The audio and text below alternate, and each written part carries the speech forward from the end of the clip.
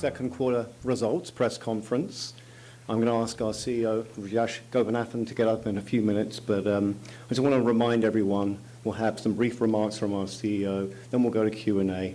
Again, please keep your questions initially to 3, move on to the next, and then we'll have time at the end to come back to additional questions. So with that, please take the stage, Rajesh. Thanks, Ben, and welcome everyone to TCS's Q2 results announcement.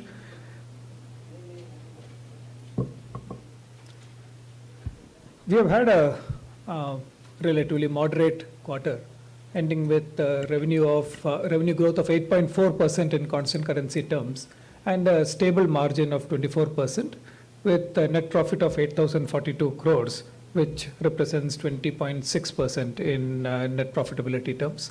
We have had strong cash conversion, converting 108% of our net profit into cash from operations, generating close to 8,700 crores in cash.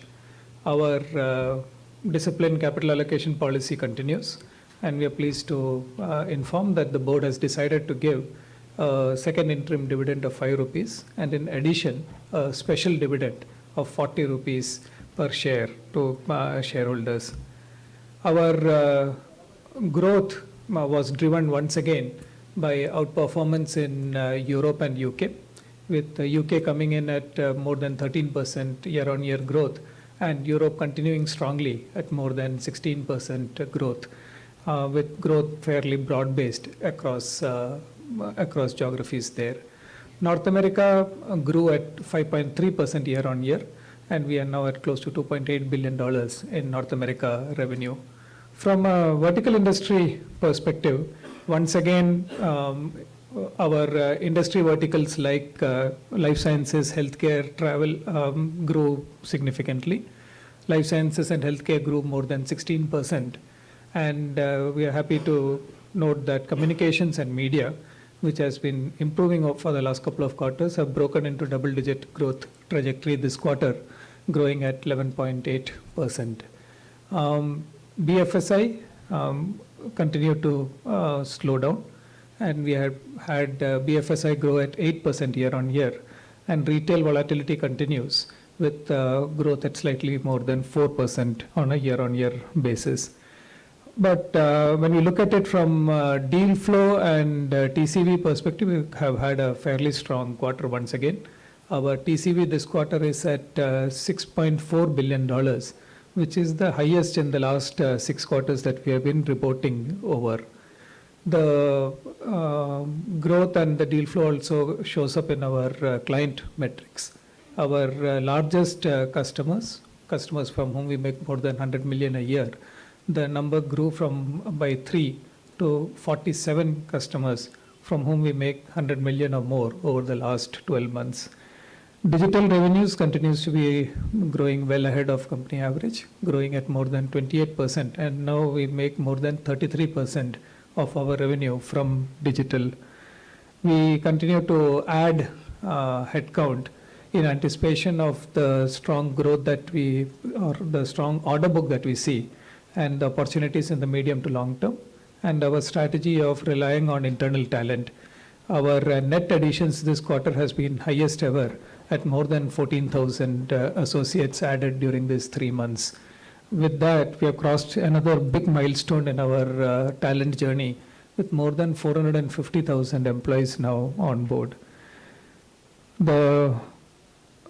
Finally, I want to touch upon patents, which we had started talking about last quarter. I'm happy to say that our total patents applied has now crossed 4,874 patents applied for, which is an increase of 689 on a year-on-year basis. And our actual patents granted is at 1,121, an increase of 339 on a year-on-year basis. So overall, quite pleased with where it has finally ended up. It is definitely lower than what we had originally thought at the start of the year. But given the overall circumstances, we are quite happy with where we are. The strong deal flow and participation across both deal flow and deal closure in all geographies gives us confidence of our participation in the emerging opportunities, which sets us up nicely from a medium to long-term perspective. With that, I want to welcome you all once again, and we'll open it up for questions. Okay, first we'll turn to Kritika from CNBC. Thank you, gentlemen. Rajesh, last quarter you'd indicated, of course, that Q2 is a defining point to see if you will be able to reach the double-digit growth. Otherwise, if there is any kind of moderacy in growth, the onus is on the second half. So keeping that in mind, would double-digit growth still be the target, and would that be achievable? And the order book that you have won, the deal pipe, the order book of this particular quarter of $6.4 billion, will we see that immediately kick in, and will that help you to fast track that growth in Q3, Q4? Let me touch upon the order book. The order book, despite many commentaries in the rest of the industry, we have seen actually both increase in deal size as well as deal duration. Okay. So overall, that is good from a structural perspective, because neither are we seeing fragmentation nor are deal periods collapsing. The flip side of it is obviously that it will take time for this deal order book to convert. So we have been steadily clocking at more than 1.1, 1.2 times, which over a longer term sets it up nicely for a double-digit growth. But I don't expect any acceleration into Q3, Q4. And as we had said, that Q2 would be a defining quarter. So it has come in as at wherever it is. We would need to be delivering H2 much higher than H1 to get to double digit. So we'll have to wait and see how that folds out. Today we don't have visibility. As visibility strengthens, we will talk about it. Rajesh, you also, of course, spoke about BFSI and retail. The volatility seems to be lasting longer than one had anticipated. So you were expecting or hoping for retail recovery to come in by Q2. Will that be pushed to Q3 or Q4? And from BFSI, last time you had said that US capital markets, European banks are seeing pressure. There seems to be some sense that European capital markets could also see some pressure. So can you throw some more color on which are the areas within BFSI that are under pressure, and by when can they recover? In BFSI, let's talk about the areas that are doing well. So insurance continues to be an area of strength, and we are participating very well in that space. Regional banks and in Europe are also doing well. Smaller banks in North America is also doing well. But if you look at the large banks across Europe or UK and even Wall Street, almost all of them are continuing to be under pressure, and there is a softness across the board on that. So that's the spread from a BFSI perspective. Retail, we have seen our expected deals that we were we've seen deals getting pushed out. They're still not cancelled. The hope is still there, but it has got pushed out a lot more than what we were thinking when we spoke last quarter. So by Q3, Q4, would that see it? We'll have to wait and see how this thing comes through. So the pipeline is still there, but closure we'll have to see. Okay. Ramki, if you could give us a breakup of margins. You indicated in the press release that you've worked in reinvesting into the business. So, but still, if I look at the numbers, margins are at a 9-quarter low. What is the reason for that? Are there any headwinds that you are seeing over and above the macroeconomic volatility? I think two elements when you look at the margins, especially in the current time frame. One, of course, we definitely expected growth to be higher. And as Rajesh just said, retail, of course, we expected it to pick up from where we were about 3-4 quarters back. And the trend was trending up, but there seems to be a slowdown there. And BFSI again has, while we have called out, so that is again. So the from a growth perspective, these have been lower. Whereas if you look at additions of people, we have added about 12,000 last quarter, 14,000 in this quarter. And definitely, and also the deal pipeline, which has been very strong. So the overall capacity and the investments in that have taken place with its geared for higher growth. So the second aspect is there is a perception that there is currency depreciation in this quarter. But if you really look at the breakdown of the currencies, Dollar actually within the quarter, while there were gyrations, overall it's a 0.7% rupee depreciation. Whereas the other currencies, especially euro, the pound sterling, has been a rupee appreciation, and euro has been more or less flat. And other currencies also there has been a rupee appreciation. And if you look at our growth, the significant growth has been in the UK and continental Europe. So those currencies have been actually where we have a rupee appreciation rather than a depreciation. So the impact of currency is really not there. And we have always said that that is one of the factors into the currency, into our margins. So this is where I think one should look at it in a holistic manner where we are. Okay. Thank you, gentlemen. Okay, we have Sajid with BloombergQuint. Rajesh, you've been adding more than $5 billion in TCV every quarter, and this quarter is more than $6 billion. But you mentioned something about longer time for conversion of deals into revenues or so. Why is it taking time to convert those deals? Because these are digital, most of the part of incremental deals which are coming in are in digital space. Why is it taking time for you to convert into convert these deals? Can you give us some idea of why, as compared to the traditional one where we can understand it takes a quarter to ramp it up, but digital shouldn't be taking that much of time? In fact, we had very specifically spoke about that the nature of digital deals that we are participating in is much more transformative and much more end-to-end and touching the core. And that's where the volume is coming from, and that's the nature of the deals that we are actually seeing. So that doesn't lend itself to an immediate conversion. As you said, 5 billion plus, it's been in the range of about 1.1 times revenue, which is pretty much the stable replacement rate for the kind of growth that we are seeing. So there is a steady uptick, there is steady participation. It's an important thing that we are participating well in the opportunity, but it is not very different from what you would expect looking at the revenue versus TCV ratio. You mentioned, you called out basically on BFSI space, and as we see the outlook for BFSI, especially in Europe and continental and some part of Wall Street, is very slow growth which is coming there. Considering all these things and BFSI being a big one for you, do you foresee missing out on the double-digit growth in revenue? Because you mentioned that you have to do work harder in the second half as compared to first, but that also means quarter on quarter higher growth coming in.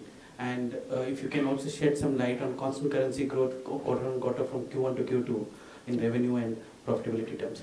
Sure. So growth definitely is as we have laid out, but if you look at the positive side, verticals like life sciences continue to grow at 16%.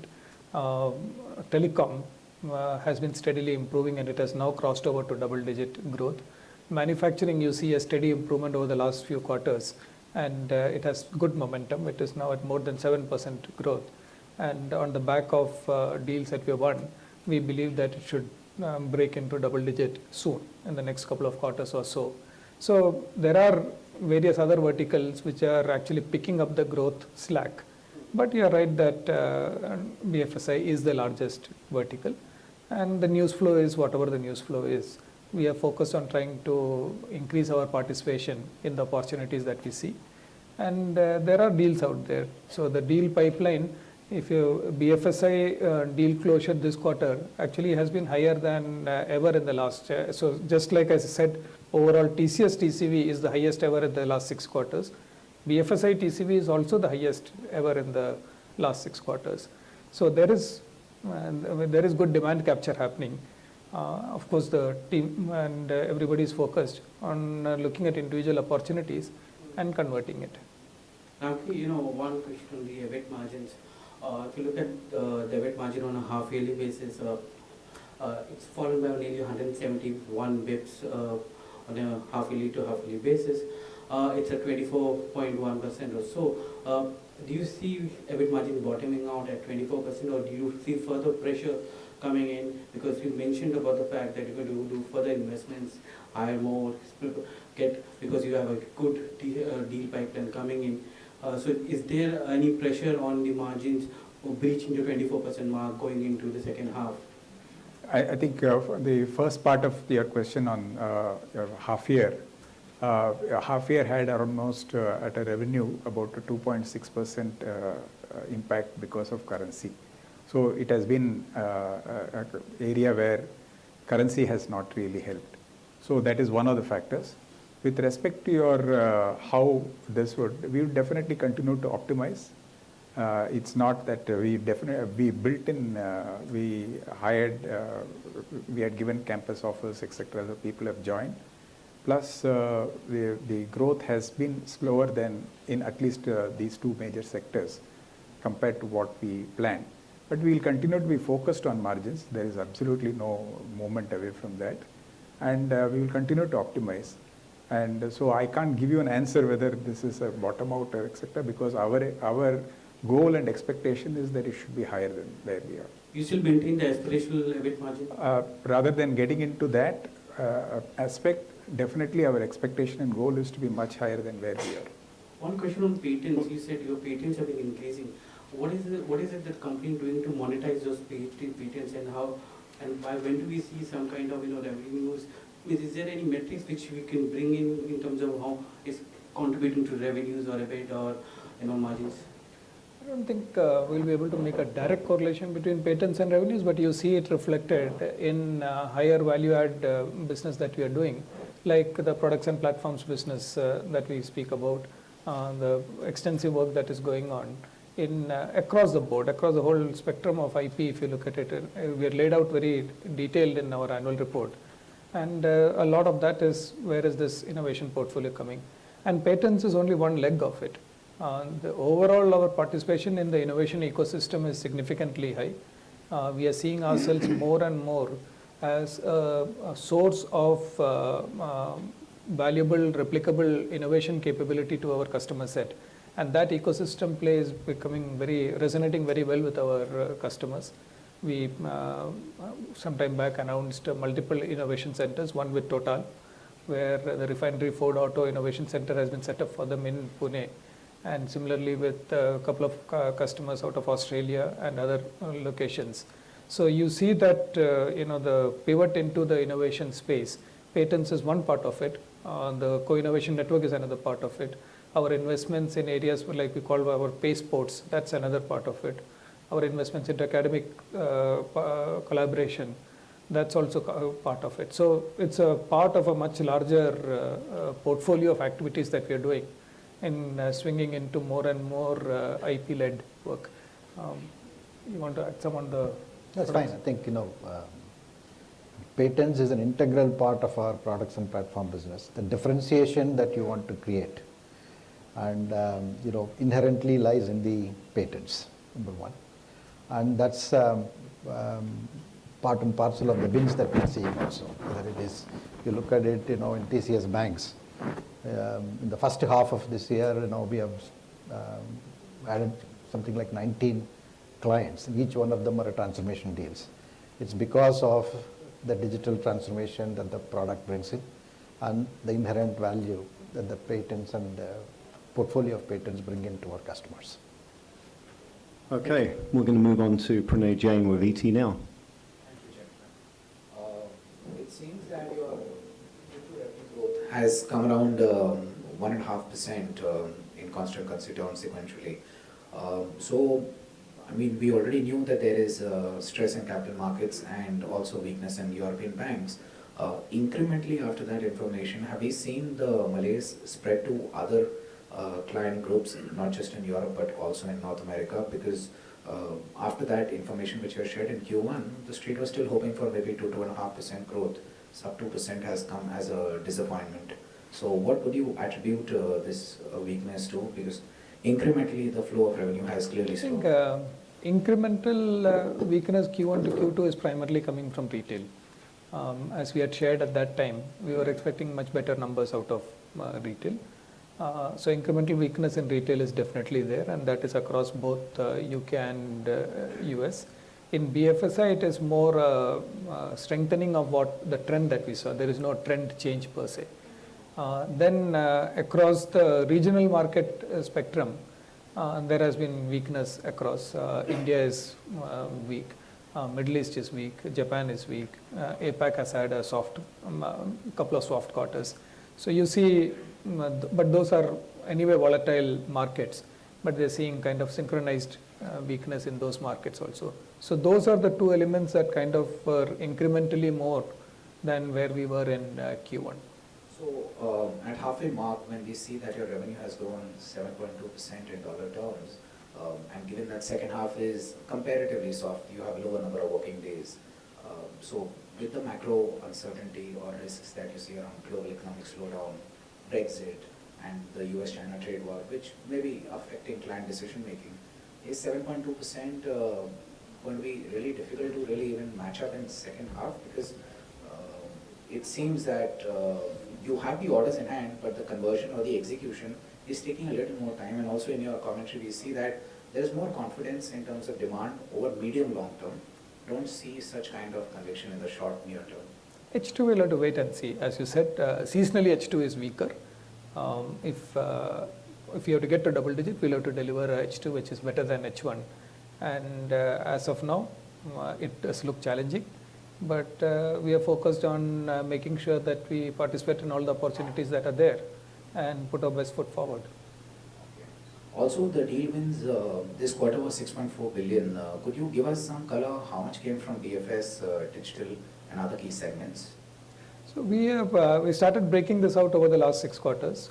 We break it out across verticals and geography. So BFS is 2.2 billion, and retail is about 800 million, and North America altogether is about 3.4 billion or so, approximately. Yeah, but these are overlapping numbers. On the margins front, wanted to understand what would be the trajectory that we should look at realistically. I know you're looking at a higher number than the current one, but we didn't even expect such a low number this time. There are efficiencies. There is perhaps currency tailwind which will help you in the next quarter to an extent, but is 25% going to be a realistic number? And second, is it getting difficult at an industry level because of subcontracting, lower growth, and these factors to maintain margins of last year? No, structurally, normally the headwinds, I think some of them you mentioned, some of those additional costs, etc. So there we will try and do as much optimization as possible. The only factor is currency, where we cannot we cannot say how it will turn out. If there is some rupee appreciation, it will still put more strain. But if it is a depreciation, then it will take care of some of the increases which have already happened. For instance, our salary increases happened in the first quarter, and we have had the hiring, etc. So there's additional investments which have happened will get compensated by the rupee depreciation. So I think the variable where we may not have direct control is on the currency. Any other factors where we can influence and where we'll continue to do optimization. As I said, we were geared for higher growth in this quarter, so we will continue to optimize and take it forward. Just the last question on the corporate tax cut. To what extent would it benefit your earnings or bottom line this year? And whatever additional savings there are, would you be using it for a greater buyback or dividend? Number one, the tax cut has reduced the rates to around 25%. But the only caveat is if you want to move to that, you will have to stop taking any of the other concessions, etc. So at this point of time, we do not believe that we will use the new regime of taxation. So we will continue to evaluate that. So to answer your question, because of the changes which have happened through the ordinance, there is no direct impact on us. There may be some minor elements here and there, but not from a tax number perspective. And I think we just announced the special dividend today, which is almost close to about 16,000 crores in terms of dividend, plus the taxes, etc. So we have maintained that we would give back to our shareholders mostly almost nearly 100%, between 80 to 100% of our free cash flow. And this is in that direction. So we don't expect Okay, we have Namita with Business Standard. Hi. So since you've announced the highest ever TCV this time, as well as the highest ever hiring in a quarter, I just want to understand, is there a lot of, do we basically see a lot of smaller projects coming in across the faster growing verticals where you are adding this talent? No, the talent addition is part of a structured plan, which we have spoken about in the past also. So if you look at our numbers, actually our subcontractor cost we have been able to keep it steady after a long time. It has been steadily growing earlier. And we had spoken about our strategy, that our strategy is to first participate and capture the demand. And then we will, over time, fix the cost structure. So subcontractor, getting that under control is one big component of it. Direct hiring to replace it is another part of it. Hiring, and we have spoken about acceleration of onboarding of fresh trainees to gear ourselves up from an internal talent development for the medium-term growth that we see. So that's also on track. We have been able to onboard all the 30,000 that we spoke about last time. All 30,000 have been onboarded. So this is part of a much more long-term strategy which we are executing on systematically. And just a question here in terms of the campus hiring for this year. I know this process has changed completely, but is there any guidance on the number of freshers you intend to hire this time around? So we tend to go to a similar number. We are going to go about 30,000 people for the next year. Same. Thank you. Okay. Shriram with Mint. Hi, Rajesh, I just wanted to understand, in the circumstances of a slowing economy and to beat growth as well as part of a general strategy, would startups play a role in your growth, whether it be in terms of acquisition, whether it be in terms of minority investments? Because we do see an emerging opportunity for SaaS and software and deep tech focused startups. Do they play a role? Let me answer it this way, that the technologies that you spoke about are all integral to our growth strategy. And we participate very well across the entire spectrum of SaaS and analytics automation side. We have a good track record of participating, both partnering as well as participating. Startups are a critical component of our ecosystem. Our partnership strategy is built on partnership rather than investment. Our co-innovation network, which has close to 2,000 startups, about 1,800 odd startups in it, is a very unique, differentiated strategy that allows us very strong participation, very high visibility, and we co-create and co-collaborate with them and our customers to develop on opportunities that we see. So that we have been pioneers in it, and we are far ahead in terms of actually the breadth and the depth of participation that we have, and we are doubling down on that strategy. Right, I understand that. But so unlike a lot of other conglomerates, just for understanding, you don't see investment as a part of it, whether it be taking a minority stake or just M&A in general for a lot of early stage firms? You see partnership as a better way? We invest significantly. We've been investing for long, but our investment is in terms of actually working with them. The training that we do, the curation that we do, the joint go-to-market that we do with them, and the investment in infrastructure to do co-collaboration and co-innovation. So we have been investing significantly into this space. It is just that equity is not our game. We participate in partnership and collaboration with customers. Understood. Thank you. Okay. We have Anandi with the Economic Times. Yeah, since everything's been covered, I just wanted to understand basically what you said at the beginning of the year and what has happened now.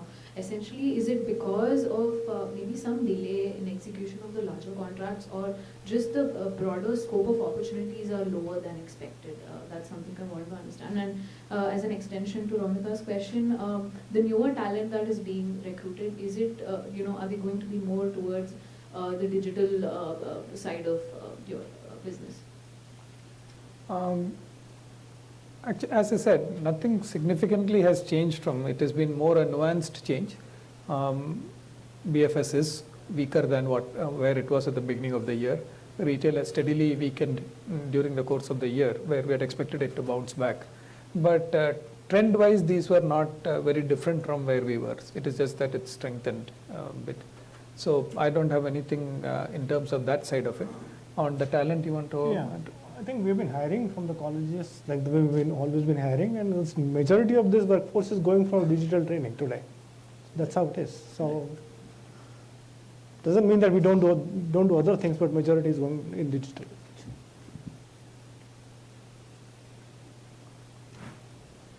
Okay, we have Ashish with PTI. Rajesh, you spoke about H2 has to be much more faster despite the seasonal difficulties which you generally face. So what are the levers which really exist both on the margins as well as on the revenue front, which can probably help you meet that aspiration of double-digit growth? On the revenue front, we'll have to just work harder. So, and yeah, no, but actually, as I said, the deal pipeline is still strong, and some of the deals that had got postponed, we hope to see whether that conversion comes through. Overall, we are not too worried about the demand environment. There is some amount of delay, but we are not too worried about the demand environment. On the margin front, the levers continue to be the same. It is about right sizing our cost base. Over time, in the last few quarters, we have been speaking about that when demand was very strong, we were first focused on capturing demand, and we had said that we will restructure the cost base over time, and that is where, so the employee onboarding at the bottom of the pyramid, the investment in building up the talent side is all part of a cost structure rationalization program that will see us clean up our pyramid and rationalize it better. And that will come through on the margin part of it. And we remain hopeful that the currency will be more rational than where it is. And with that hope, some of the margin side of it should get addressed. Okay, we'll open up the room now to some additional questions, starting with Kritika. Thank you. And yes, I couldn't ask you earlier. I want to understand the digital growth. Of course, the base was lesser, so you were on a run rate of 35-40% growth. Now, of course, that's at 27%, higher than the industry average, yes. But are you still at the scale that you can continue to grow at a 30% plus growth figure or an up to 40% growth figure in digital? And if you look at the quarter-on-quarter, year-on-year scale that you have seen in digital, how much more can be achieved now, keeping the order book in mind? Thank you. See, as we said that, look, at some point in time, everything will become digital for us, right?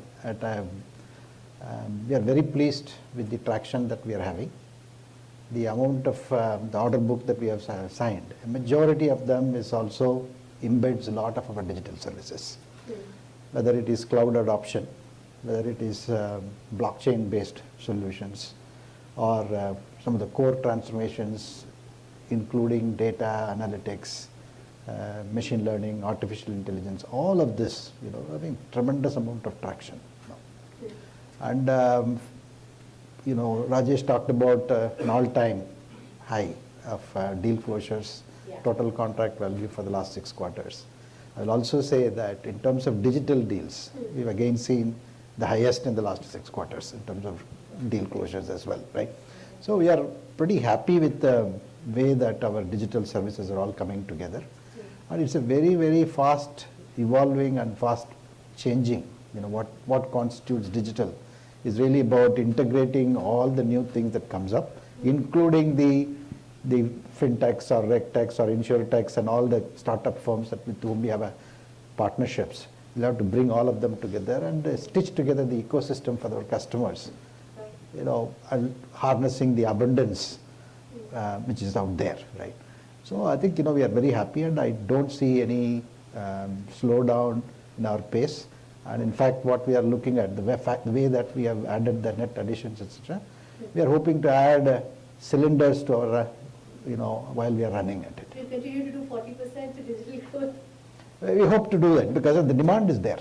Demand is there, and it is only constrained by the talent pool that's available at the right time, at the right place. And what we are really doing is, upskilling our talent base that we have, leverage the contextual knowledge that we have, prove the business 4.0 framework that we have come up with in a much more holistic manner, and make sure that we are there at the right time and the right place. And if I could just add to that, I remember Rajesh had indicated that there is an aspiration that at some point in time you could give a breakdown of which services or of revenues in digital services. So if you can give us a sense, where are the large deals coming in within digital?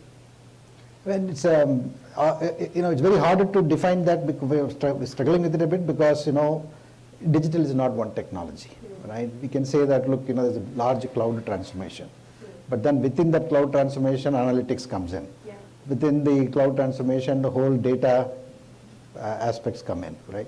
And then there is an element of blockchain that is thrown at, right? There's a lot of these technologies coming together, but data analytics is one big area. Cloud transformation is another big area.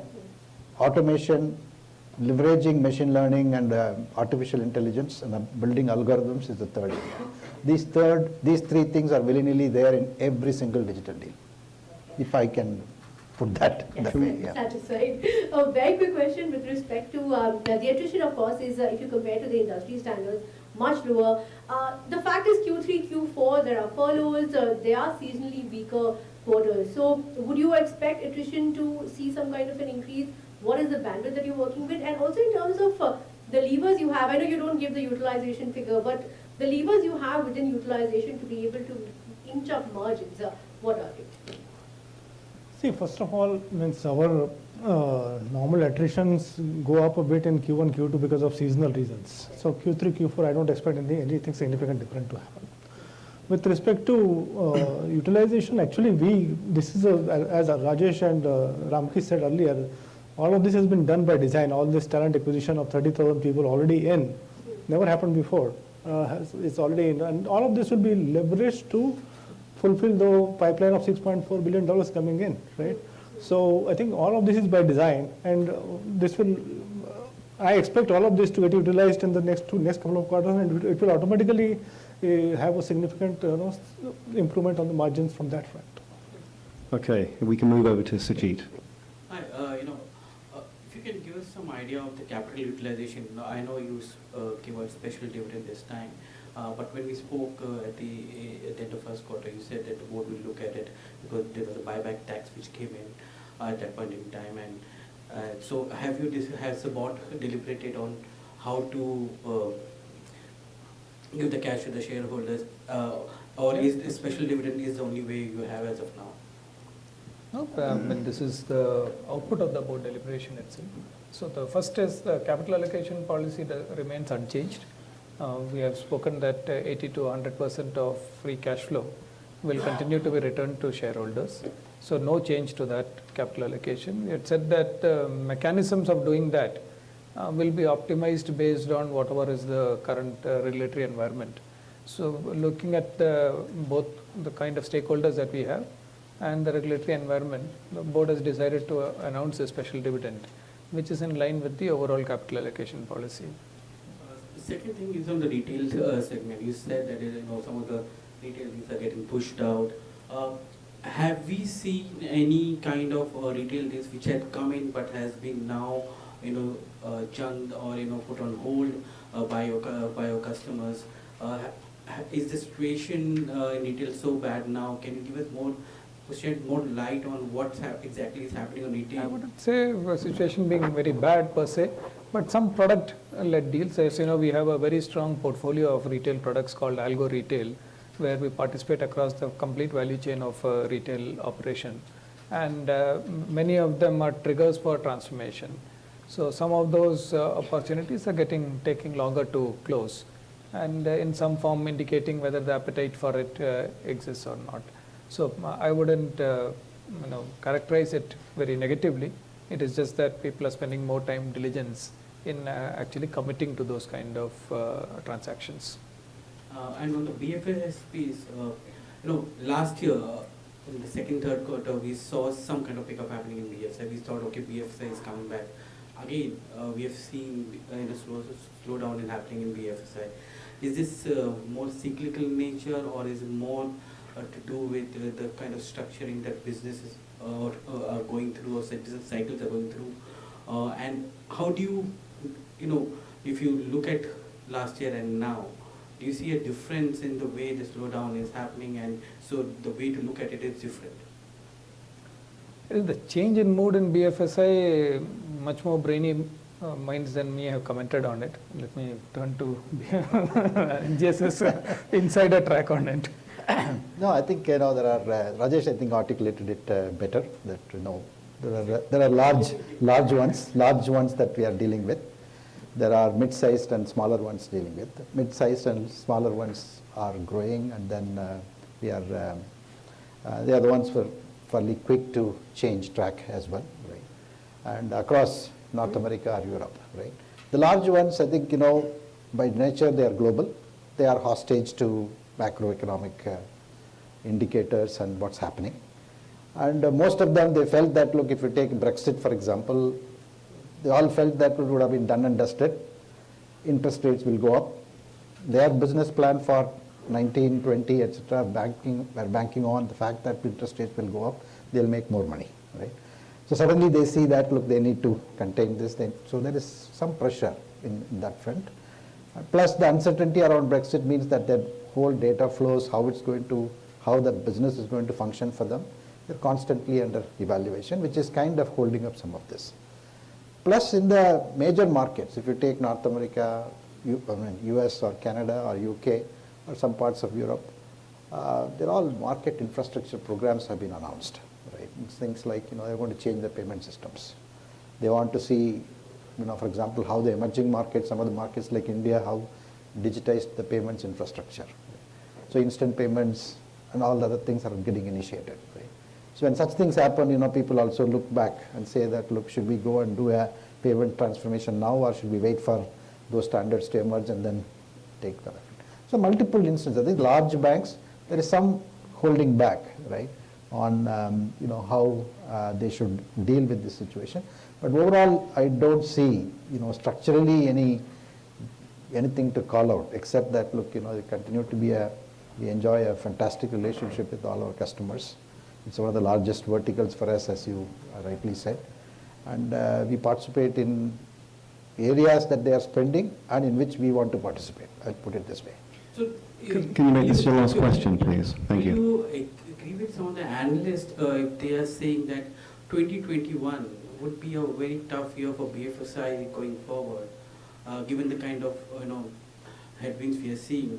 And because you can't crystal gaze, but what you see now, and as we go into the next year and the next financial year, it's going to be a tough climate and tougher growth coming from that space. We are not hearing anything like that from our customers. I'll put it this way, I can only share with you what we hear from our customers and what we see in the marketplace. We are not seeing any such a thing. And structurally, we believe that we are well positioned in terms of the investments that we have made to stay relevant to our customer base, and specifically in the banking, financial service, and insurance space. Insurance is doing just great. And capital markets, there are some softnesses, but then, it's all, as I said, look, the whole banking and financial services is susceptible to indicators and then where the wind is blowing, right? So we just have to be agile about it. And I think I'm very proud to say that our team in banking financial services is more agile than anyone else. Thank you. There's a gentleman with the purple shirt at the back of the room. Hi, I'm Promit from Reuters. I'm sorry I walked in late, so I don't know if you've already answered this. But have you been able to quantify the impact of Brexit now that it's just right at the corner, and the impact of trade war? And if not, at least can you just give us some kind of a rough idea as to what you really think will be the impact? I don't want to be trivial about it, but if I could do that, I'll get the Nobel Prize for economics. So I don't think so. Maybe. No. Let me put it this way, that times of economic stress are times that many customers participate both on the transformation side as well as on optimization side. And as NGS said, our ability to stay agile and focused on the opportunity has led to us converting this opportunity into actual revenue. Last year, UK grew more than 20% for us. This year in H1, it has grown 14 or 15%. In the 13% this quarter, even higher last quarter. So, we are participating. And that's been our strategy, that we stay focused on the opportunity on hand and try to do it, where the trying to impact wise and look at the macro is not our cup of tea. Again, on a lighter note, I'm very enthused by the fact that analysts were very positive about BFSI at the beginning of the year. So now they are very negative about next year. So that gives us a lot of hope that can give us some. Go ahead, Pranay. We are seeing rising yields and order book. I didn't catch the number of the order book. It would help us currently. And also, are we seeing incremental deal wins happening with along the sales cycle, particularly in digital, where now perhaps there will be more involvement of larger number of clients and hence execution over a longer period? Is that why your medium to long-term outlook is more confident and near-term less certain? The order book, we said 6.4 billion for the quarter, and Okay, all right. and this thing. The medium to long term is more in terms of our engagement and transformation discussions that people are doing. Almost across the board, most industries were well on their part of investing into transformation, whether it be leveraging what we call the Business 4.0 framework, where there are multiple pillars on which the transformation was getting executed on, leveraging digital technologies, of course, but executing on a growth and transformation agenda. And we had seen that systematically come across multiple industries. The near term is more a reflection of what has happened over the last couple of quarters, just being more circumspect, given that it has been weaker than what we thought at the beginning of the year. So objectively, if we just look at the margins a little bit, Q3 seasonality is soft. Then also you're seeing that exit rate this quarter is also on the softer side than what you'd like. In a quarter when there is some tailwind from rupee depreciation and it is flowing through as of now, it's still telling that your margins came at 24% and are lower than previous quarter when you absorbed the wage hike, visa costs, and there was some other headwinds. So how is it that it's so tough in this environment to have margins, and is that also going to be the near-term state? I think structurally we still don't see any significant headwinds to margin expansion, right? But there will be always blips in within the different quarters. The only, as I said earlier, I think probably I'm repeating myself, but the currency is the one factor which you cannot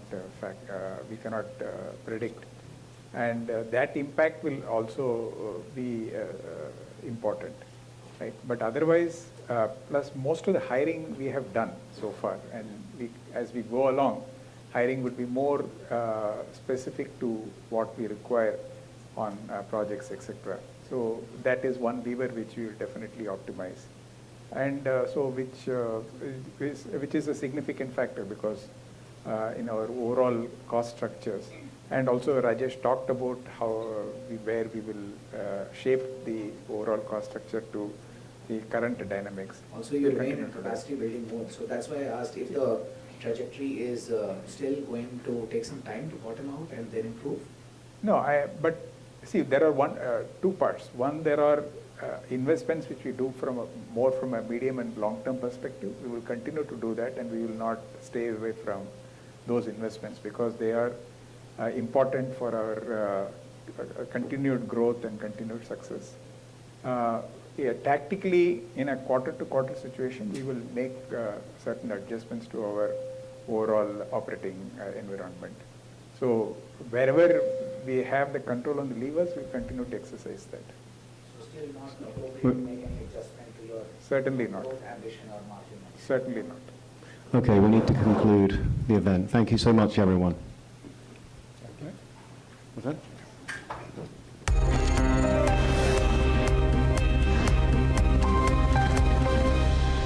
आइए invest कीजिए इन magnificent Madhya Pradesh.